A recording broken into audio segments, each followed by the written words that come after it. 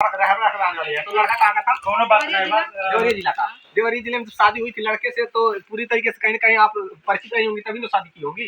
जी नहीं, मेरी शादी जबरदस्ती करवाई गई थी और मैं इसे पसंद नहीं करती थी शुरू से। जबरदस्ती माँ बाप शादी के क्यों कर लिया आप?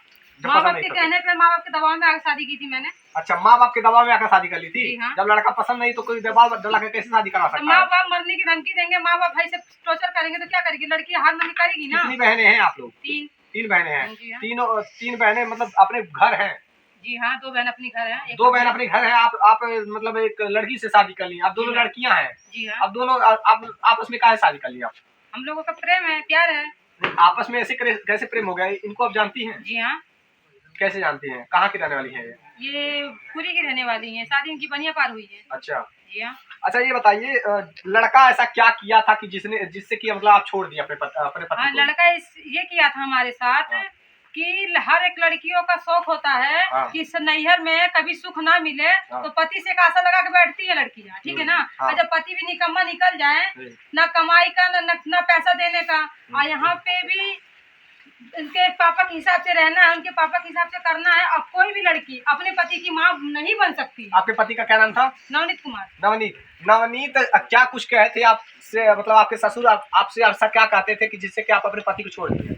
ये कहते थे कि मतलब मेरे लड़की का मतलब जैसे ना अपने लड़कों को लड़के से पैसा लेने दूंगा तुम्हें, और जो तुम्हें मिल रहा है वही खाओ, सुख रुख जो खाओ, ठीक है। और उसके बाद मान दे मेरी शादी उस बंदे से हुई है तो उसका मेरा भी अधिकार बनता है उस पे। वो मुझ पे नोच खाएगा मुझे, तो मैं भी उससे कुछ मांगूंगी नहीं? मांगूंगी ना।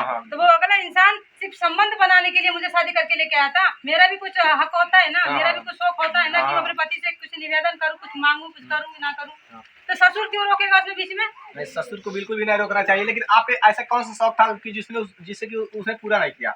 इसने ये नहीं पूरा किया। पहले नंबर तो ये है कि वो अपने बाप के कहने पे मुझे एक बार मतलब जैसे बहुत बेरहमी से मारा भी था उसने मुझे अलमारी में डाल के। और मेरे ससुर जी ने मेरे सीने पे मारा था, मंगलसूत्र मेरा टेढ़ हो गया था। और उसके बाद में बोले कि निकल जा मेरे घर से, मेरे लड़के से कोई मतलब नहीं है तुझे। तब जब मैं उसके लड़के से कोई मतलब ही नहीं है मुझे, तब मैं भाई क्यों रहूं वहाँ पे? प्रशासन से मदद ली थी आप इस बीच में? जी नहीं, मैंने अपने घर पे फोन किया था, अपने घर वालों से बोला था कि मैं इस लड़के के साथ नहीं रह पाऊंगी और मेरे साथ कोई दबाव डालेगा जाने के लिए तो मैं केस करूंगी। कानून क्यों बना है? जब कानून बना तो फैमिली से हम बोले ना, तो फैमिली मेरी बोल रही है कि एक बार और जाके देखो। हम कहे नहीं, जब एक बार हम कुएं में से निकल के आए तो दोबारा कुएं में नहीं डालेंगे। हाँ, हमारे साथ कोई जबरदस्ती करवा देने के लिए तो हम केस करेंगे दोनों पे। अच्छा, ये बताइए ससुर नहीं ना आपसे दहेज संबंध बनाना चाहते थे? देखिए, मनाना चाहते हैं नहीं चाहते हैं, बस वो बार बार मेरे कमरे में आके मुझे पकड़ते थे। मेरे कंधे पे हाथ रखते थे। कौन सा ससुर होगा कि बहू के कंधे पे हाथ रखेगा? तो बताइए ना। गलत है। इसके खिलाफ कार्रवाई क्यों नहीं करी आपने? मुकदमा क्यों नहीं दर्ज हमको करा? कार्रवाई नहीं करनी है, बस हमको यही इंसाफ चाहिए। वो अपने रास्ते में अपनी जिंदगी इनके साथ बिताओ। मैंने इनसे शादी कर ली है। कितने सालों से अपने पति को छोड़ दिए हैं आप? मैंने ये हो गया कि तीन महीना हो गया। 3 महीने से? हाँ, 3 महीने से मैंने उसको छोड़ दिया। और उसके बाद क्या करता था आपका पति?